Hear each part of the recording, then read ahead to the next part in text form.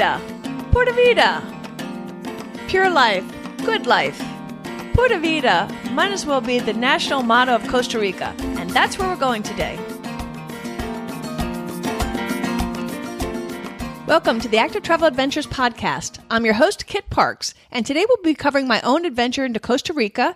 And not only will we be hiking, which you know I always got to do some hiking wherever I go, but also some whitewater rafting, and I'll tell you about some other adventure opportunities in the beautiful country of Costa Rica. I've got a special bonus track for you at the end of the program. I've interviewed my sister Terry, who is 62 years old, and joined me on the trip to Costa Rica, and this was her very first adventure travel experience, and so I asked her some questions to get some insight of what it's like to do this for the first time. This spring, I'm lucky enough to be visiting two countries who claim to be the happiest countries on earth. I just returned from my hiking adventure in Costa Rica and depart next month to its rival Bhutan, so I'll give you my verdict when I get back. This trip to Costa Rica marked my third trip there, and it remains one of the prettiest countries I've ever visited. I went once with my family as a child, and then in 2009, my visit was actually a summer-long dog-sitting gig with my late husband. I have to say that I'm pleasantly shocked at how much improvement in the infrastructure I saw in less than a decade. The roads were abysmal in 2009, and on my recent trip, where we drove about 1,000 miles to go to multiple parks, I got to see so much of the country, and I found the roads to be pretty good this time around. In 2009, it was nothing to see Jeep eating potholes all over the place. Epic potholes were a rarity on this visit. I didn't see much poverty, but I did see a thriving middle class, at least by Central American standards. Unfortunately, the capital city of San Jose still has the same rush hour traffic snarls of the rest of the world. And Costa Rica is the most prosperous country in Central America, and it shows. Costa Ricans, or Ticos as they call themselves, are uber green conscious as well. And according to the World Energy Council, they rank just below Switzerland in sustainability. Much of that sustainability comes from a green attitude, but they're also blessed with an abundant geothermal energy from all the volcanoes they've got. The country has a goal of being carbon neutral by 2021, and they're currently over 98% there. Costa Rica is serious about education and spends about 50% more than the average country on educating its young people. Most Costa Ricans can speak some English, so the language barrier is pretty much minimal there. One reason they can afford more in education is that they abolished their military 70 years ago after a civil war. Costa Rica has an excellent tourist infrastructure, making it super easy to visit on your own or with a group, however you prefer. Coffee is big business in Costa Rica, so when you visit, be sure to take a coffee plantation tour. On the historical plantation tour that I took, the beans are still being harvested by hand, and while they're cleaned and sorted mechanically, it's fascinating to see how they dry the beans on large slabs of concrete where the beans are rotated about with rakes. After seeing all that goes into making a cup of coffee, it really makes you appreciate that cup of joe even more. Costa Rica exports the high-grade coffee and keeps the regular coffee for themselves. Costa Rica is located in Central America, wedged between Nicaragua and Panama, and it's in a tropical region, but has so many ecosystems due to all its mountains, and also because it borders both the Caribbean and the Pacific. The dry season runs December to April, and the rainy season May to November. And the rainfall is really going to depend on which region you're in, as some of the areas are significantly drier than others, and some during the rainy season have almost constant rainfall. For example, I lived in the northwest Guanacaste region during the summer, and I don't remember rain being much of an issue. If you like animals, birds, and beautiful flowers, Costa Rica is for you. In land mass, Costa Rica makes up less than 0.03% of the world, but boasts over 5% of the world's biodiversity, and it's working hard to maintain that. They have cut deforestation down to about zero from some of the worst rates in the 70s and 80s. However, there's still a lot of farming and ranching done. Nonetheless, Costa Rica can brag about preserving about a quarter of its country as national parks or preserves. They have over 840 different kinds of birds, and when I say birds, I mean gorgeous, colorful, singing birds. Birds of all sorts of fanciful colors. It's nothing to see massive flocks of parrots chattering in the trees before something spooks them, and then they fly off en masse, even in the cities. I saw toucans and might even have seen one of the resplendent quetzals, which is a shimmering iridescent green bird that measures, it looks like over 2 feet. I didn't get to see the red breast while it was flying, so I can't confirm my sighting, but it sure did match the description. Costa Rica also has some dangerous critters, so it's never wise to leave the trails. We actually saw a family traipsing through the jungle with an infant and 2 toddlers in Corcovado National Park. That night, my sister and I took a night bug tour and learned about and saw a harmless-looking large toad that could kill you. A spider that's the most venomous in the world, but gratefully it rarely injects venom whenever it does bite. Plus, of course, they have vipers, including the nasty fertilance, which you wouldn't want to inadvertently wrestle awake from its daytime nap. Those parents foolishly put their children and themselves at risk. In the jungle, you don't touch the bark or leaves or grab a vine. You stay on the trail. Most critters camouflage themselves so well that you wouldn't see that you're about to touch the spider, which mimics a stick. Or a snake might be up in the tree and grabbing a hanging vine might just jostle them down on top of you. In fact, that's just what happened when we were rafting the Pequari River. Our guide wanted to scout a particularly challenging rapid, so he went to the shoreline to dock while he scouted up ahead. Somebody grabbed a low-hanging vine, and then down popped a green snake into our raft. It was terrified and panicked, as were we, but happily no one got bit, and the guide got the snake out of the raft so it could go on its way. And speaking of guides, if you're going to go all the way down there, spend a little extra to go with a guide when you go into the national parks. In 2009, I went to Monteverde Cloud Forest, and I didn't see hardly any animals except for the baited hummingbirds at the feeders. I thought the animals might have left the trail areas because of humans. It turns out they're there, they just hide and they're camouflaged. So if you want to see the animals, you need a guide. They know the habitat and the territory of the animals, plus they bring a scope with you so you can see it up close. In addition, when the guide sees something cool, he texts the other guide so they can show their clients. Joining a small group tour is affordable. In 2018, I paid $20 a head to get a guide in Manuel Antonio National Park who's a trained biologist. He grew up in that area and had taught himself to mimic the bird and mammal calls. He could trick a howler monkey into thinking another male had entered its territory, and he did the same with the bird calls. When they answered back, it enabled him to locate the animal for us. It was remarkable. I'll be sure to put a howler monkey howling on the website for you to take a look at. There's lots of beauty and animals to see in Costa Rica, but you don't want to just drive around a bus and look at them. Let's go on an adventure. In 2009, Bill and I did a one-day rafting trip down the Pequari near Turrialba. This is ranked by National Geographic as one of the top 20 best rafting trips in the world. It was so much fun that I wanted to return to do the same, but as a 2-day trip where you spend the night in the jungle. So recently, my sister Terry and I headed down the river with an amazing guide, Esteban. Terry and I stayed one night at the Jungle Lodge, and we did a little local hiking, but if you can, stay an extra night in the jungle just to relax in the jungle or to take a longer hike to an indigenous village. You could even go ziplining. Ziplining is huge in Costa Rica. At our lodge, you could zip across the river, I think 9 times. When I ziplined to Monteverde, I was on top of the cloud forest. Virtually any touristy area you go to in Costa Rica will offer some type of ziplining experience. You'll also find horseback riding in the rainforest, lots of hot springs, so it's an adventurers and outdoors paradise. The Pequari River is loaded with Class 4 rapids. Rapids are ranked from 1 to 5. I usually stick to the Class 2 or Class 3 rivers, but this river is so beautiful, it was worth getting a few nervous twitches. Fortunately, it didn't take long for me to develop complete confidence in our guide Esteban, and so after a couple of rapids, I no longer worried about some otherwise scary-looking rapids. Frankly, just getting to the river was an adventure. Terry and I got picked up in San Jose. If possible, you want to stay in Turrialba the night before so you can spend less time getting there. When we got closer, we were transferred to a tractor cart that took us down a very steep rocky road to the river. Even though it took us several hours to finally make it to the river from San Jose, the scenery was gorgeous along the way, so I didn't have any complaints. But like I said, it's still better to start closer to the river so you can get more sleep. After a few instructions, Esteban checked our protective helmets and life jackets, and onto the river we went. If you've never whitewater rafted before, you generally drift down and then you paddle through periodic rapids, and there are a lot of rapids on the Pequari. The water levels and the ratings depend on the rainfall. There was a painted rock in the river by the Jungle Lodge that had 3 horizontal lines. These lines indicate water levels, and if the level reached a certain line, it was not safe to raft. The rafting had been called off the whole week prior, just for that very reason. There are certain paddling commands that you'll get from your guide. Left forward, right back. Right forward, left back. Paddle, paddle, paddle. Get down! Whenever we heard that, it meant we had to sit in the boat and hold our paddles upright so we didn't bop each other. High side left meant we had to scramble onto that side to weigh down the raft. Whenever we would successfully navigate a challenging rapid, all 7 of us would clack our paddles together in the air and shout out, Pura vida! Pura vida! And indeed, we were living the pure life, the good life, out on the Pequari River. You hear Costa Ricans, also called ticos, use the phrase whenever things are good and sometimes as a greeting instead of hello. The guide's job is to read the river and then figure out the best and safest way to get you downstream. On the Snake in the Raft Rapid, almost all the rafts had tipped over on this particular fall, so Esteban wanted to try to prevent us from joining that club.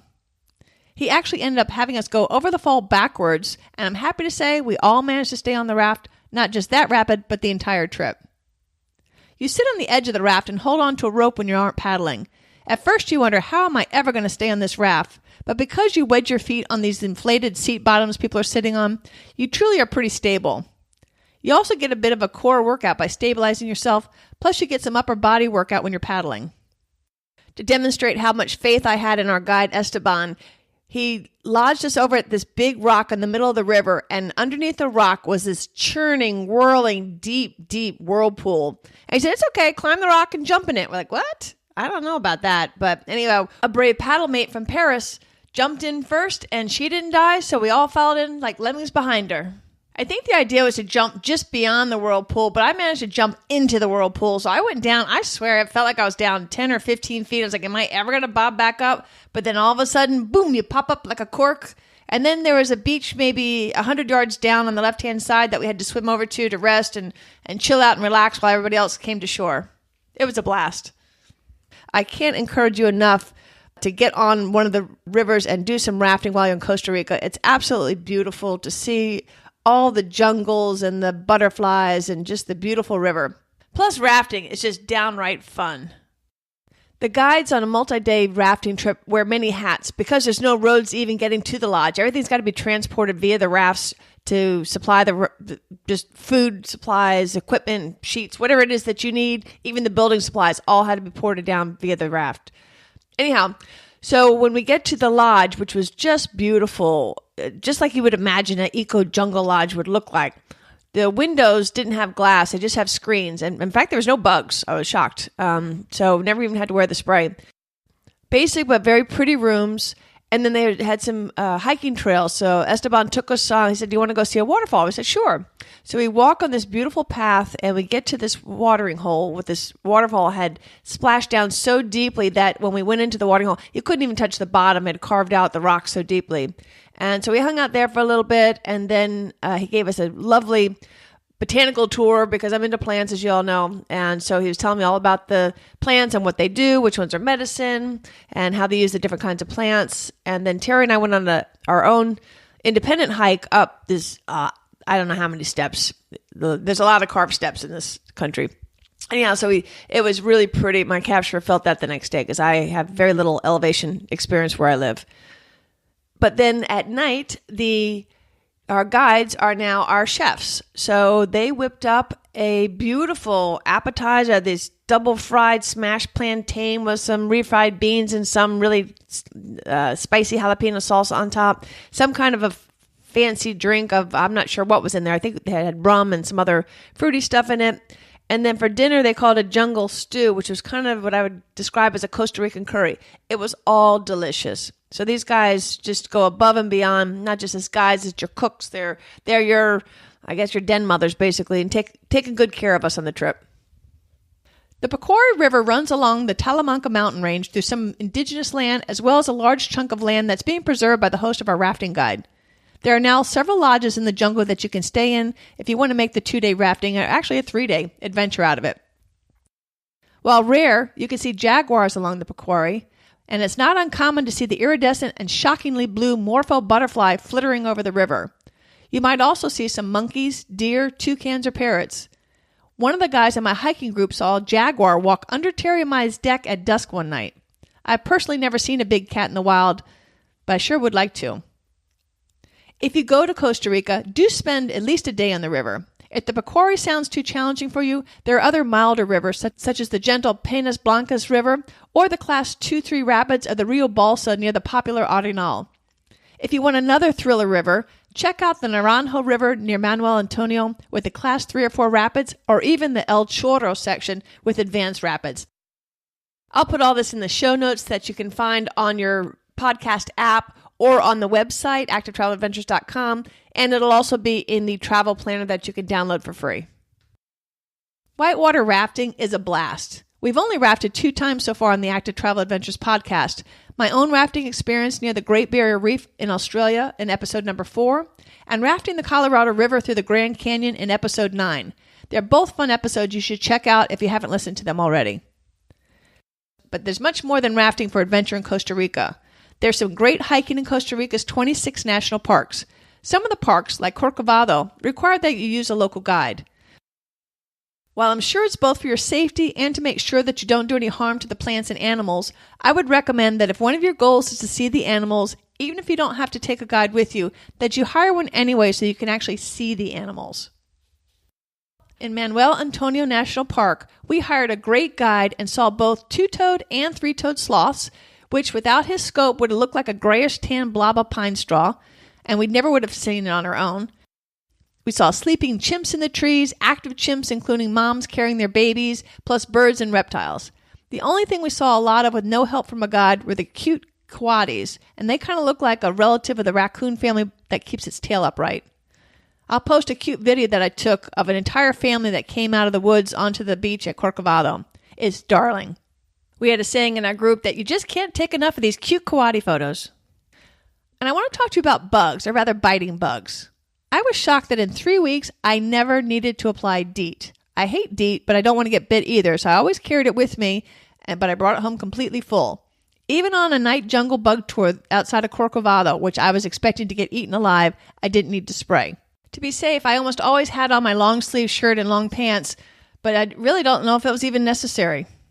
I still like long sleeves for sun protection, though, and I did wear long sleeves on the rafting trip to keep that sun off, which I was glad.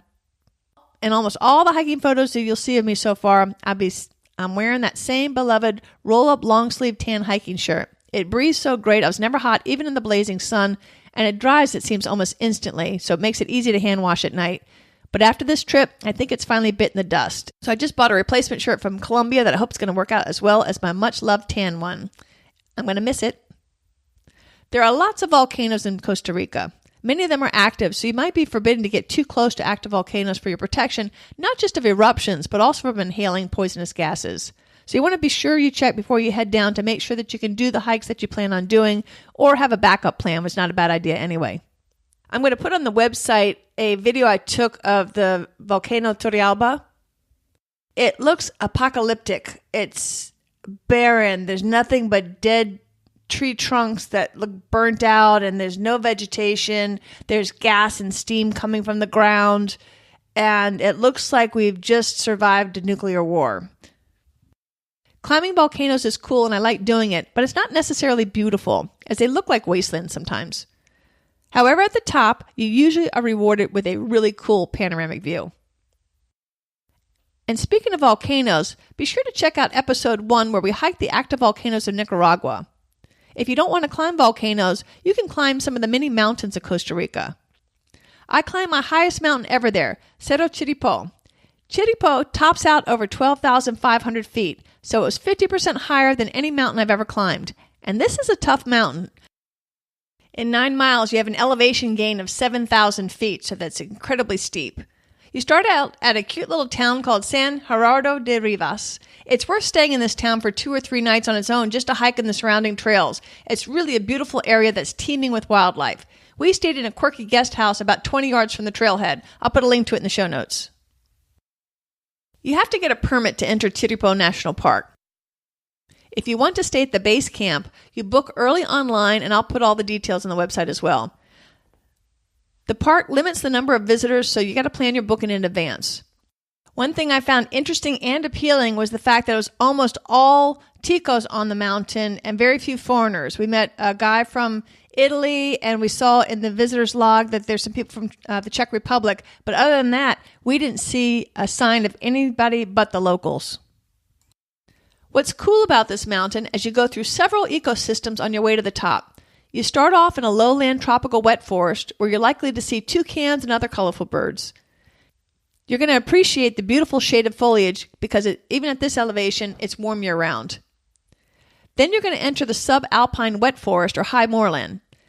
At the beginning of this area, you're going to see lots of oaks, and then you get to the cloud forest section with ferns and bamboos. Eventually, you're going to be above tree line and exposed due to the shrubby trees that survive there. Here you're going to be hot during the day and likely chilly at night. In fact, there was ice in the ground in the early morning before we summited. Terry and I were lucky enough to see some of these wild pig boar-like things they called peccaries, but we saw none of the big cats or the tapirs. But we did see and or hear tons of the over 400 kinds of birds they have there in the forest.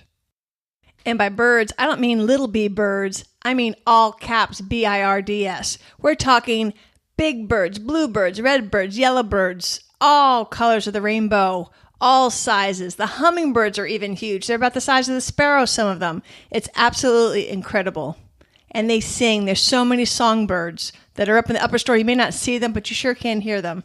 Don't ever plan on sleeping in because the birds will wake you up with a cacophony noise as soon as there's a little bit of hint of light. Come to think of it, the frogs, peepers, and other jungle critters that are doing their mating calls at night, they're also a little bit noisy. So if you're a light sleeper, you may want to bring some earplugs. I personally found it restive and helped me go to sleep, but I can see where it may not for others. You'll no doubt see plenty of monkeys, particularly the white-faced monkeys, and you'll hear, if you don't see the howler monkeys, when you hear their call, you think you're going to be seeing a gorilla when actually they're just a pint-sized little monkey that can't stand 2 feet tall. One thing you won't see a whole lot of is snakes. I asked our guide at Manuel Antonio what was the hardest thing for him to find for his clients, and he said actually it was the snakes. Hiking Chiripo is not for the faint of heart. It's hard. In fact, this is the most difficult hike I've ever done. When you aren't going up, you're going straight up. Plus, you have to contend with the altitude. I did develop a mild headache, and I'm saying really mild. And it could just be that I wasn't drinking enough water, even though I thought I was. There's a rest area at the midpoint on the ascent to base camp and around halfway up. Here you can get fresh water and snacks and sit in the shade for a while, and it's quite nice, and you wonder how they ever got it built up there. We did pass the horses that supply the base camp in the cantina rest area. You can also pay to have them transport your gear, so all you need is a day pack, and I saw that many took advantage of that service. Me, I like to be prepared for everything, so I would always choose to carry my stuff. We didn't need a sleeping bag or tent because we're staying in a dorm that night. However, just because we started up the mountain in beautiful weather, it doesn't mean that the weather would stay so nice. Thus, I have my rain gear and my thermals and an emergency bag in case for some unforeseen reason I had to spend the night in the woods or had an accident. Mountains can create their own weather, so for me, I find it best to always be prepared for whatever kind of weather that particular mountain has ever thrown at people. The Chiripo Trail is a beautiful trail with gorgeous views, but once we got up there, it's hard to catch your breath. And frankly, we weren't moving fast enough to really get our hearts racing. To me, it was the lungs trying to get oxygen. I live at sea level, and I'm totally unused to being up high. And I seem to struggle with the altitude more than my sister Terry, who didn't seem to have any issues whatsoever. Terry, God bless her, had jumped at the chance to go on this adventure to Costa Rica. I was a bit worried that we wouldn't be able to physically climb Chiripo, but fortunately, she was clueless as to how difficult this was going to be. When Roger first told me that he had secured a permit for me to climb Chiripo, I was like, I'm not even sure I could even be able to do that. And because it's a huge elevation gain for me and much higher altitude than I'm used to. And I have a little bit of issues even at like 8,000 feet. So I was a little bit concerned, and I probably pegged my odds at being able to summit at that point around 40%. Then I found out there was a base camp. So I was like, well, maybe if I go really, really slowly, I'll be able to do it. And I bumped my odds up, I figured, to about 80%. So day one, we climbed 9 miles up to base camp. That 9 miles took us 8.5 hours. I can normally hike a steep hill at a pace of about 1 3/4 miles per hour to give that as a base of a comparison. So we were about half as fast as my normal rate. We arrived at base camp in the late afternoon, and that last couple of kilometers was super steep. Plus you're exposed because you're above tree line, so it's also hot. Then you finally go downhill a little bit to a wide flat area, and that's where they have the dorm building and the kitchen. There are some picnic tables you can rest on and enjoy the absolutely stunning views. At this point, you can't even see the peak of Chiripo, which turned out to be behind us behind a false summit. We bought a beef stew dinner that you book in advance, and they give you 3 choices. We also bought breakfast, which we had boxed up for us because we weren't going to be around for the literal 1-hour breakfast hour. After dinner, we crashed in our bunk beds by 7:30 because we planned to get up before 3 so that we could arrive at the summit for dawn. The dorms are mixed genders, and there's a shared bath down the hall. They do not allow camping. It's the dorms or nothing. Everything was really clean and functional. They provided blankets and pillow. We set our alarms for 2:50 in the morning and slept in our dirty clothes. John, who is another hiker in our group, Terry and I set out at 3 o'clock for the 2-hour climb. Amazingly, there was frost on the ground. In fact, a pipe must have frozen overnight and had thawed and burst by the time we made it back down to base camp. The resulting spray cascaded over the nearby plants, creating a beautiful ice sculpture. It was cold enough, obviously, for us to be wearing our thermal jackets, gloves, and headgear. Who knew you could be cold in Costa Rica? At around 5 o'clock, we could start making out things without our headlamps. Right before the summit, there's a huge rock scramble of about 100 yards. We decided not to risk our ankles and found rocks to sit on to watch the sun come up. It was breathtaking. On a clear day from this vantage point, you can see the Caribbean and the Pacific. Mike, another hiker from our group, did the unimaginable and hiked both up and down Chiripo in one day as he wasn't able to get one of the overnight passes. Mike was lucky enough to have a clear view as his reward for this heroic hike. John, Terry, and I were above the clouds, which at that time of the day hadn't dissipated yet. And I suppose Terry and I could have hiked to the summit the day before to see both oceans, but we were kind of tired. It's one of those things that if we had to do another 5 hours of hiking, we of course would have, but since we didn't have to and we had the relative comfort of base camp, we didn't. Looking back, I kind of regret that. If I had to do it again, I would shoot for 2 nights at base camp, so you could hike to base camp in day 1. Day 2, I do some minor hikes around base camp. They have lots of trails right around the base camp. And then rest in the afternoon and then climb the summit to watch the sunset. This would give you the best opportunity to see the Pacific and the Caribbean. That would get you back down to base camp around 8 p.m. You'd go to sleep until about 2:45 in the morning, and then you'd get up and then climb back up that summit to watch the sunrise. The park will allow you 3 nights at base camp, but I think 2 is sufficient. What Terry and I chose to do was when we got back from summiting at sunrise was take a nap for a couple hours because next up is the long slog downhill. Actually, it is harder, at least for me, to hike downhill. We were barely moving the last 2 kilometers and our knees were kind of swollen, although they weren't injured.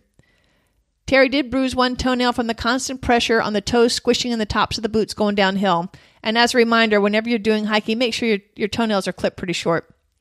From base camp, it took us a sluggish 6.5 hours to get down, so we only shaved about 2 hours off our uphill time. It took us about 5 hours to get up to the summit, hang out for a little bit, and then return to base camp. So our total hike time of Chiripo is about 21 hours. Our friend Mike, that went up and down in the day, did that whole thing in 16 hours to give you some perspective. In recognition of Mike's accomplishment, Terry and I reworked the Village People's Macho Man song to sing to him in his honor. P.S. This is the same Mike that I interviewed in episode 9 where we whitewater rafted the Colorado River through the Grand Canyon. Overcoming obstacles and solving problems is one of the appeals of adventure travel for me.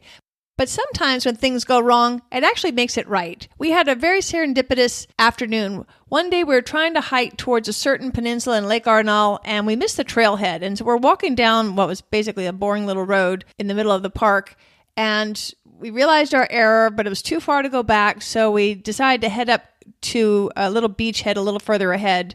And just sitting and just chilling out on that beachhead, we'd packed stuff to make sandwiches, so we had a little picnic lunch, and Roger, our leader, saw a guy in a boat pull up, and so he goes down and talks to him and negotiates taking us out to the peninsula via boat.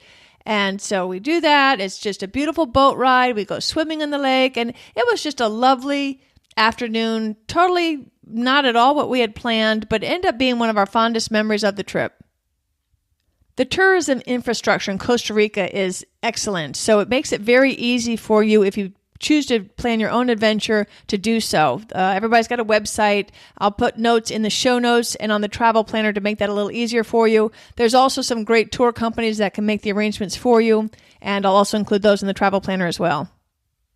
If you choose to use a guided tour company, they, of course, make all the arrangements. If you do plan this yourself, which is certainly very easy to do in Costa Rica, I would recommend picking the places that you'd like to go and get a rough idea how long you'd like to stay there, and then book the stuff when you're there, unless it's something like Chiripo where you must get the permit in advance.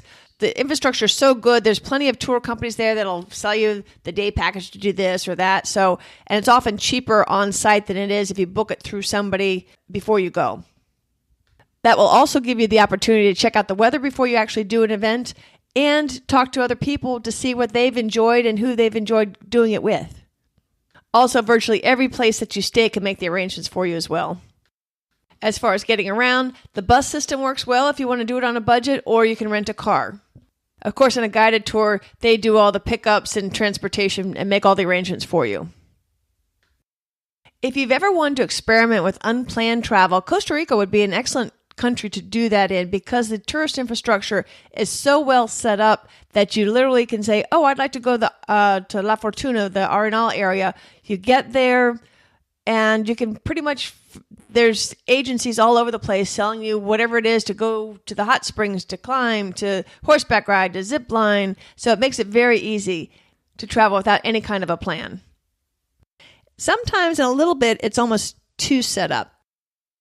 If you're more adventurous, you may prefer Nicaragua because the landscape is very similar. It's cheaper. Costa Rica's gotten a little bit pricey, but they don't have the tourist infrastructure in place at all yet. So in Nicaragua, you're pretty much a trailblazer.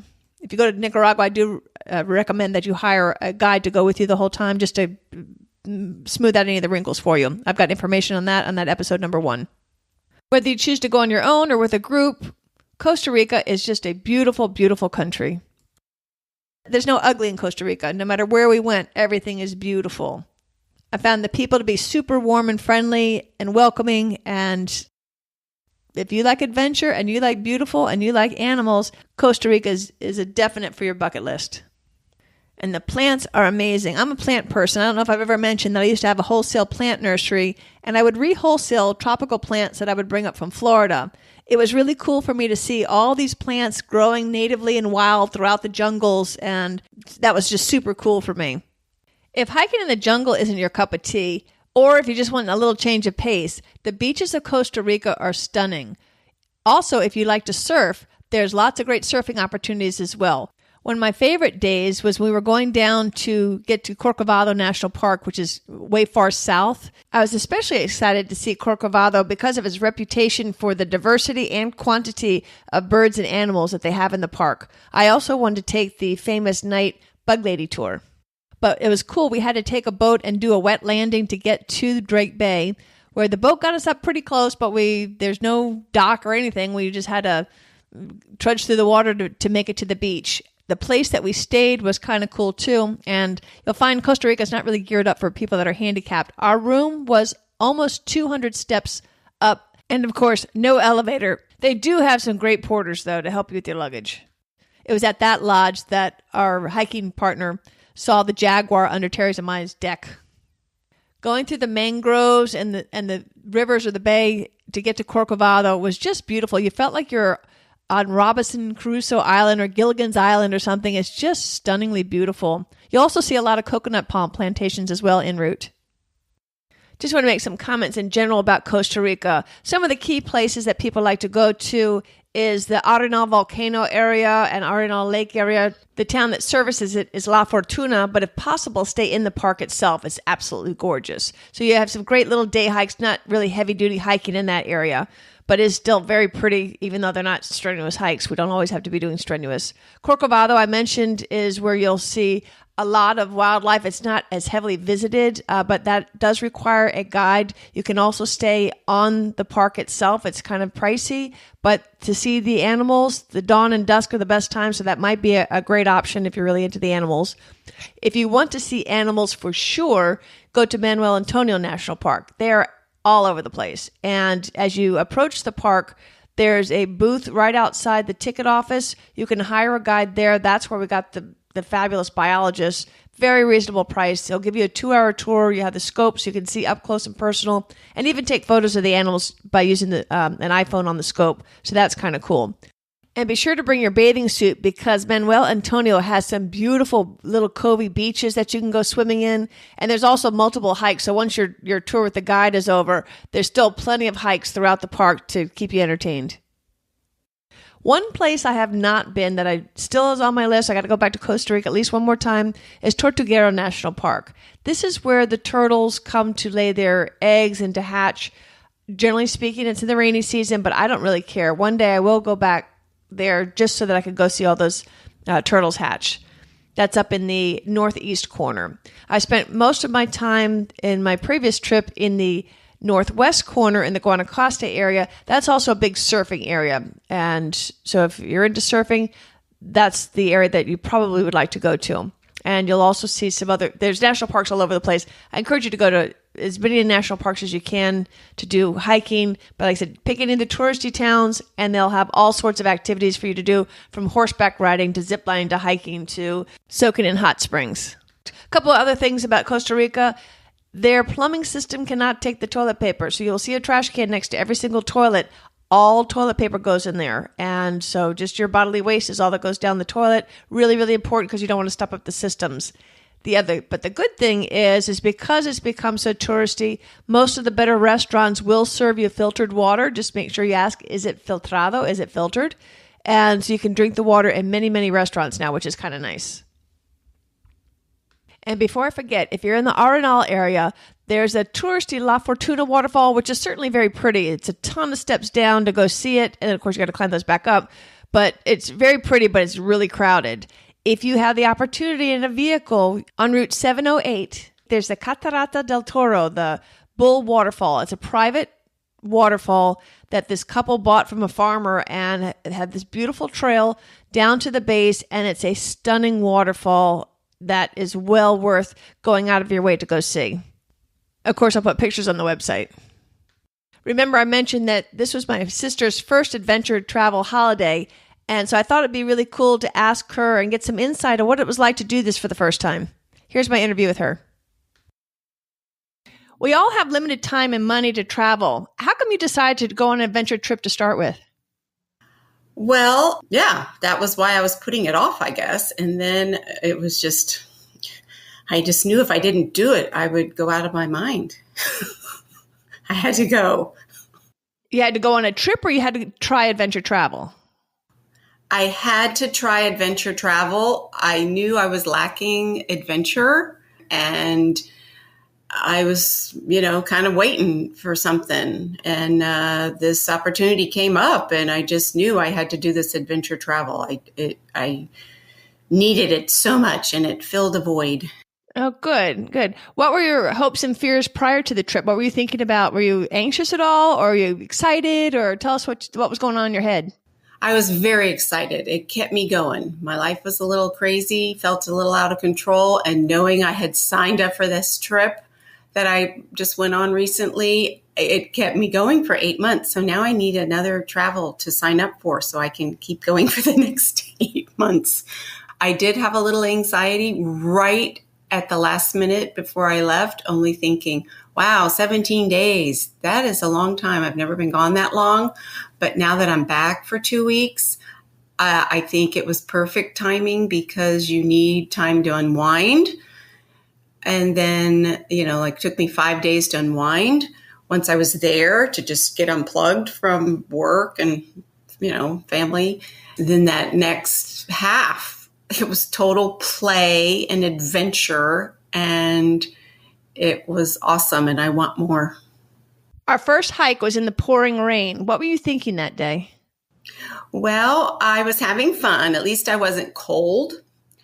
And so I didn't care. I've run in the rain. I don't mind. I find it kind of, it's like a test. This doesn't bother me. And I remember repeating to my companion saying, oh, this is testing my mettle as I'm trying to negotiate traveling through muddy gullies and not fall, but in which I did. And you know what? The sky didn't fall down. It was okay. I just got a little muddy. So I found it fun, very fun, especially after muddy, wet, because everybody kind of bonded. We all went for coffee, and it was just a fun day. I look back on it fondly. Now let's talk about Chiripo. And Chiripo, for the audience, is the tallest mountain in Costa Rica. It stands at over 12,500 feet, which is over 3,800 meters. And that was my highest mountain ever. And I've climbed some mountains. And this was your very first real mountain. Why don't you tell us a little bit about what was going on with Chiripo and what you felt on the way up when you got there and on the way down?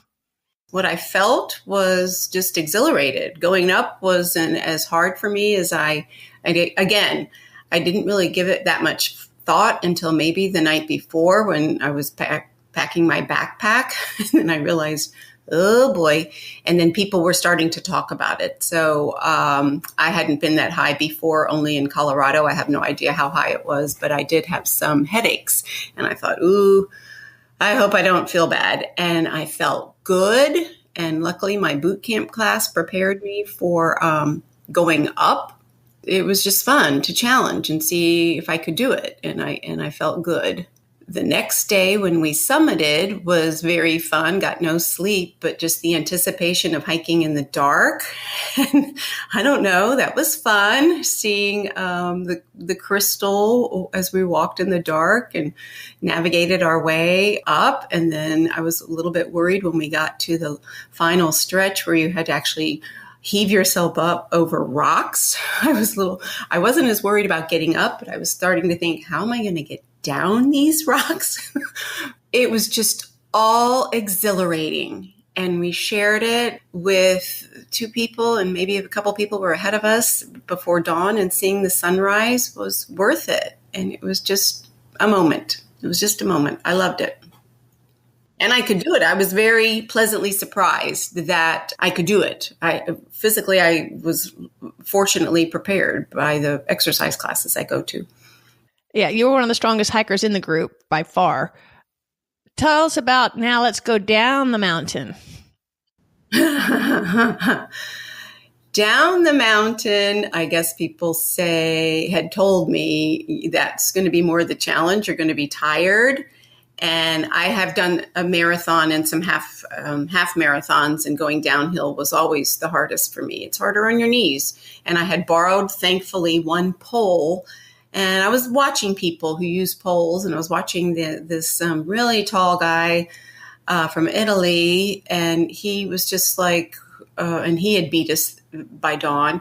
And there he was at the top, and then he's standing straight up, not hunched over or looking worried, very relaxed, and he's just like going down these rock mountain.